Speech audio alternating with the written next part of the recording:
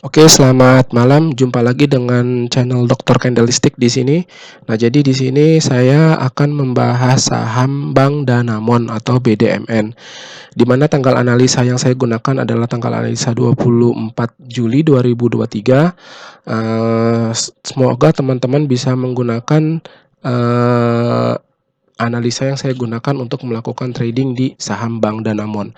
Jadi beberapa tools yang saya gunakan adalah yang pertama itu saya menggunakan TradingView yang bisa dibuka melalui browser. Kemudian saya menggunakan bot informasi saham HiQ, di mana di situ adalah berlangganan menggunakan Telegram, lalu kemudian grafik statistik volume penjualan. Nah, indikator yang saya akan bahas yang pertama adalah profil company, simple moving average, daily 27 hari, Fibonacci retracement, fundamental, net profit, dan akumulasi untuk statistiknya sendiri.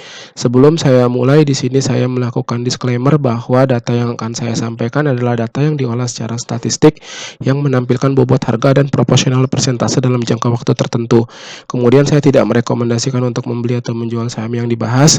Kemudian berinvestasilah secara bijak, cari ilmu seluas-luasnya dalam investasi saham agar pola kerja dan cara kerja untuk investasi bisa teman-teman pahami. Lalu kemudian setiap investasi atau usaha apapun beresiko apabila tidak memahami kondisi yang dihadapi. Nah, yang pertama saya akan menggunakan profile company. Di sini saya menggunakan saham HiQ, saham IDX Boot. Di sini saya masukkan BDMN,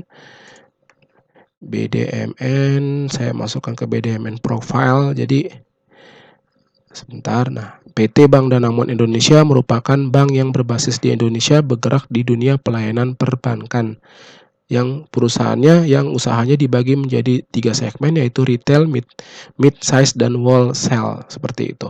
Kemudian untuk informasi BDMN sendiri saat ini berada di harga 3280 untuk penutupan di tanggal 24 Juli 2023. Harga tersebut berada di angka 34,43% di atas harga terendah dalam 1 tahun terakhir, yaitu 2440, dan sebagai catatan harga BDMN mengalami penurunan sebesar 15,46% dari harga tertinggi dalam 1 tahun terakhir, yaitu di harga 3880. Seperti itu. Nah, lalu kemudian saya masuk untuk melihat dari charting, dari candle chartnya BDMN.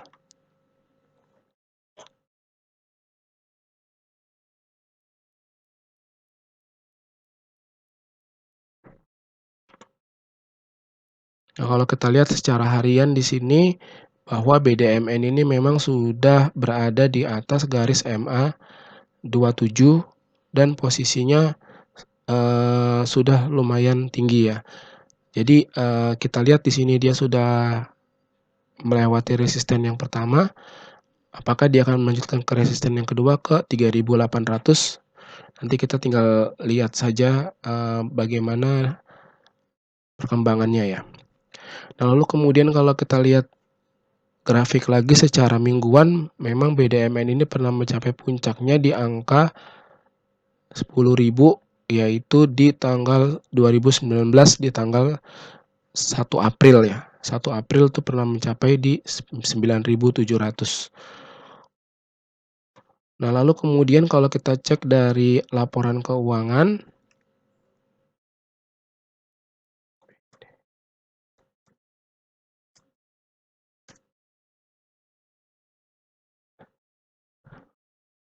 laporan keuangannya bisa dibilang kalau untuk itu kas ya, FC BDMN 1 year, FC BDMN 5 year, FC BDMN.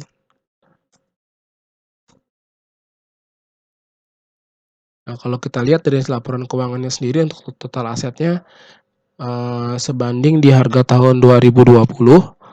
Lalu kemudian untuk pendapatannya sendiri itu masih rendah ya, tapi akan sedikit lebih tinggi dari tahun 2021 dan 2022, tapi tetap masih di bawah tahun 2019. Lalu kemudian untuk laba bersihnya memang mengalami peningkatan dibandingkan dengan 2021, akan tetapi tetap masih di bawah tahun 2020. Jadi pendapatannya masih belum signifikan terus menuju ke atas. Kalau kita lihat dari pendapatan dan laba bersihnya, mungkin teman-teman bisa cari laporan keuangannya secara langsung yang dikeluarkan oleh pihak perusahaan. Nah, terus kemudian dari laporan keuangan saya coba lihat akumulasi untuk statistiknya di saham BDMN ini. Jadi memang akumulasinya itu sebentar, BDMN sini. Nah, akumulasinya ini memang cukup banyak sekali perdagangannya itu di volume antara 2.900 sampai ke 2.750. Kemudian ada juga yang di angka 3.150, lalu kemudian harga didorong naik ke atas. Nah, lalu kemudian kalau kita lihat secara tahunan atau 1,5 tahun terakhir, BDMN ini banyak sekali ditransaksikan di 2.400 ya. 2.400, lalu kemudian di angka 3.050. Kemungkinan di 2.300 ini adalah transaksi yang terjadi di antara 2022 sampai dari Januari sampai September, lalu kemudian didorong ke atas, harga sahamnya sempat naik, lalu kemudian turun dan koreksi lagi, lalu kemudian kemudian dia akan coba untuk naik lagi ke atas seperti itu. Nah, lalu kemudian kalau kita lihat di saham di harga valuasinya atau di harga volumenya selama 5 tahun atau 7 tahun terakhir, nah kita lihat memang banyak sekali transaksinya itu berada di angka di bawah 2.500, lalu kemudian yang kedua itu di angka 4.000. 4.500, bisa jadi 4.500 itu karena pengaruh dari 2017 ini ya. Dari 2017 ini kemudian harga naik ke atas, di sini diakumulasi, naik lagi ke atas, di sini harga ada di pucuknya gitu. Jadi kemungkinan juga di sini juga masih ada beberapa yang keep ya, masih ada beberapa yang keep mungkin dari sini turun sempat di 4.500, lalu kemudian harga turun ke bawah, mungkin saja di sini masih ada yang memegang. Jadi bisa jadi kalau misalnya di sini cukup besar volumenya, harga masih bisa dikerek ke atas lagi. Seperti itu.